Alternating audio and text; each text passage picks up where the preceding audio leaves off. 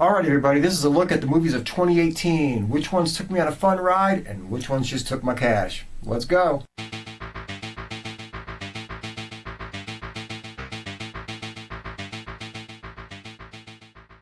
Okay, as you know, what I do on this channel is I review movies of the 50s, the 60s, the 70s, the 80s, and the early 90s. But as a fun little special edition, I thought it'd be cool to look at the movies that I actually went to the movie theaters and paid money to see, and to see if I thought I got my money's worth out of them or if I got taken to the bank. So, let's continue. First up, Bohemian Rhapsody. Incredible movie. Totally got my money's worth. Really enjoyed it. Some of the movie was obviously completely historically inaccurate. I'm a huge Queen fan. So some of the stuff I'm in there, I'm like, that didn't happen then, and this didn't happen when, and all that kind of stuff. But as an overall movie experience, it was a great motion picture. Everybody did a good job in their roles. The scene at Wembley at the end when they're doing Live Aid was so painstakingly accurately recreated that it almost made the movie worth it just for that in and of itself. So, Bohemian Rhapsody definitely got my money's worth. Okay, The Meg. The Meg is what The Meg is. I mean, if you like Lake Placid, if you like Deep Blue Sea, if you like Piranha, you're going to like The Meg. It's Jason Statham playing the same guy he's played in every motion picture he's ever been in.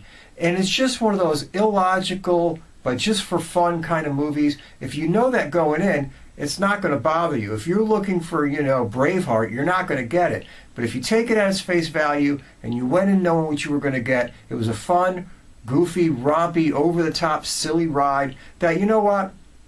I got my money's worth out of it. I can't complain. Is it a great motion picture? No. But I knew that going in. So it is what it was. Thoroughly had a fun time. Popcorn eaten. Whatever. Let's keep moving. Okay, Creed 2. I really enjoyed this motion picture. I thought this movie was excellent. It was I thought it was better than the first Creed movie. It took the cartoonish, cardboard, goofy cutout characters of the original Rocky IV, well, where the characters came from, Rocky IV, and it made them deep and interesting, and you cared about them, and you can relate to almost everybody in the motion picture. This movie should have been called Fathers and Sons, because that's what it was really about. It was just about fathers and sons and the relationships that they had in it. Really good movie. Totally enjoyed it. Totally got my money's worth out of it. And it's one of those motion pictures where I hope that they don't make another one, because this one, the first one was really good. This one was really good. And you know that if they hit like a third and a fourth, it's going to start to hit that goofball territory. So I really enjoyed it. I hope they stop where it is. Really great motion picture. Check it out. Definitely got my cash out of it. Mission Impossible Fallout. It is what it is, folks. It'll be an over-the-top movie. You know there's going to be parts where you're watching it and you're saying to yourself, man, this guy would be dead 100 times over. This guy will be taken out 100 times over. It's kind of, what are they doing? But you know that going in. It's that kind of motion picture. It's thoroughly fun. The action scenes were directed well. It was exciting. You got what you got out of it, and you knew you were going to get it going in. So Tom Cruise and the crew delivered again. It was a really good motion picture. Definitely got my cash out of Mission Impossible Fallout. It was actually one of the better ones, actually. But so if you check it out, you'll enjoy it. Halloween. Oh, man, this hurts. For everything they got right, they got something wrong. It was obviously better than, parts 4, 5, 6, 7, 8, and however damn many movies of that stuff they made.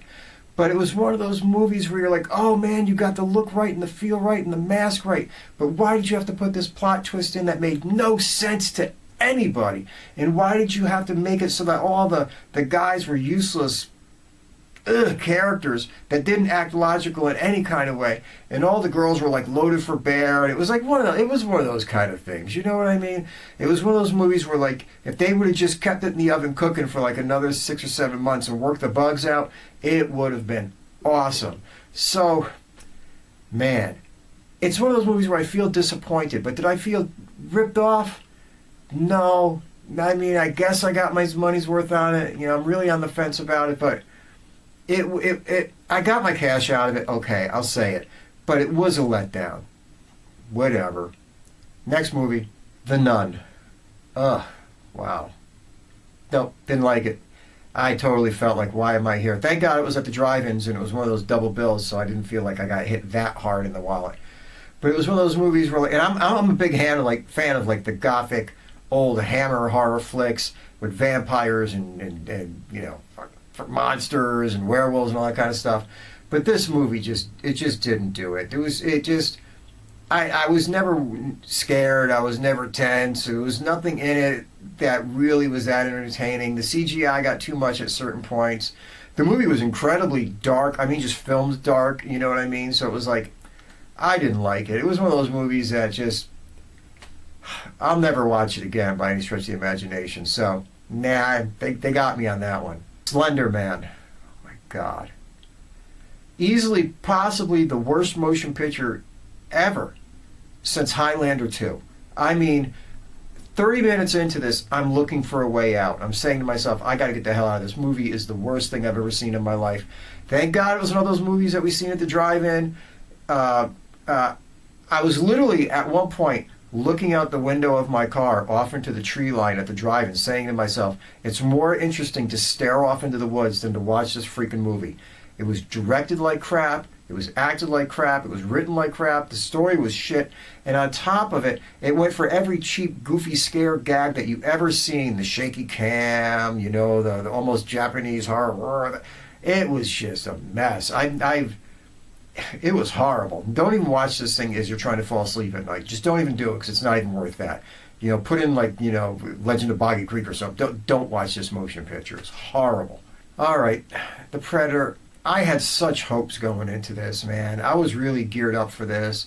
I'm like, oh man, it's going to, you know, the original writer, it's going to be cool, it's going to be fun. And then I realized it was just a slapstick, goofy, poorly put together, another disappointing movie. Way more disappointing than Halloween was, though. At least that I felt like, okay, I got my money's worth. This, I definitely did not. I was just like, what a letdown. What a total letdown. It was just so campy and so goofy and so, it was just dumb. I don't know how to put it. From the one-liners and the part where you meet everybody in the bus and the soldiers, and it was just garbage. I will never watch that movie again. I won't. It was just such a letdown. Such a letdown. Shane Black, shame on you, man. It was bad. Equalizer 2. Very different from Equalizer 1. It went from the main character's character kind of shifted from being the guy that he was in the first one. So when you went to it, you felt like this is just taken part whatever. Or this is like, you know, halfway between, well, a Bourne Identity movie with all the Mission Impossible stuff left out of it. It was a good movie. It wasn't bad. There was a part in it where they went to this like first-person shooter look and the directing and everything, and you're like, why would you do such a thing? That's horrible. But was it a bad movie? No. Was it entertaining? Yeah. Did I get my bucks out of it? Sure. I killed a couple hours. I had a good time. So Equalizer 2, not a bad movie. I felt like I got I got it on it cheap. It wasn't like I paid a full $15 ticket price on it. But did I get my cash out of it? My $10? Yeah, sure. It was all right. I enjoyed it. And A Quiet Place. This movie was well worth the money spent on it. Actually, it's probably one of the best motion pictures of 2018. Was there a couple things I might not have liked here or there? Yeah, sure. But as an overall experience, the tension was there. The story was different and original. I liked it. It was entertaining. It was well acted. There was a lot of things in it that were just plainly cool to see how a movie could be carried out with very little dialogue, almost none taking place, really. So it was a different approach, and I really liked it. It was really, really, really, really, did I say that? It was really well done. If you get a chance, by any stretch of the imagination, a million people have ranted and raved about how great it is already, way before me. Check out A Quiet Place and have yourself a good time. More than worth it. Buy it on Blu-ray or something, you know what I mean? It's one of those movies you're going to put in your collection and keep. Anyway, folks, going right back to the norm in my next episode, back to my episodic look at the old movies of the old times, but this was just a change of pace for something to look back at 2018 to see, did I get taken for a ride and have a good time? Or did I get taken for a ride to the bank and screwed? That's my breakdown. Everybody have a good time. Take care. Peace.